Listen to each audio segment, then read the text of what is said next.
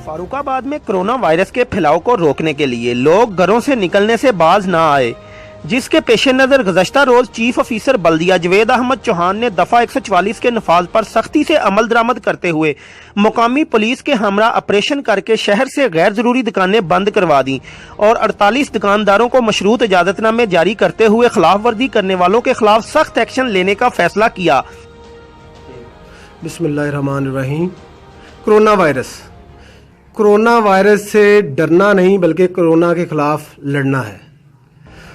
हुकूमत पंजाब, हुकूमत पाकिस्तान, इसके लिए हुकूमत पाकिस्तान ने SOPs जारी की हैं कि लोग मैक्सिमम अपने आप को आइसोलेट करें, लेकिन आप भी देख रहे हैं, मैं भी देख रहा हूं कि लोग अपने आप को आइसोलेट नहीं कर रहे। लोग बाज़ारों में फिर रहे हैं, रश है, लोग बाज नहीं आ रहे, एहतियाती तदाबीर नहीं कर रहे। तो मेरी लोगों से यही गुजारिश भी है और लोगों से अपील भी है कि लोग अपने आप को आइसोलेट करें। आपने देखा है, जैसा कि हमने आज ऑपरेशन भी किया, बाज़ार में लोग दुकानों पे भी 2-2, 4-4 बंदे खड़े हैं, रेडियों पे खड़े हैं।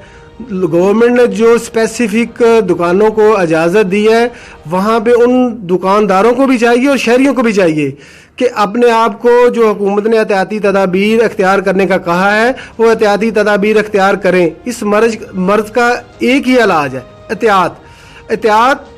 एक दूसरे, हम एहतियात के ज़रिए हम इस कोरोना को ख़त्म कर सकते हैं।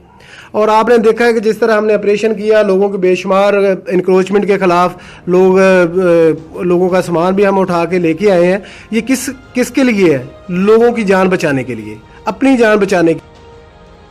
पाकिस्तान इस वक्त हालते जंग में है। लोगों को चाहिए कि गैर जरूरी सरगर्मियां खत्म करके घरों में रहें और एहतियाती तदाबीर पर अमल करते हुए अपने बच्चों को भी ग्राउंड्स और गली बाजारों में खेलने से मना करें।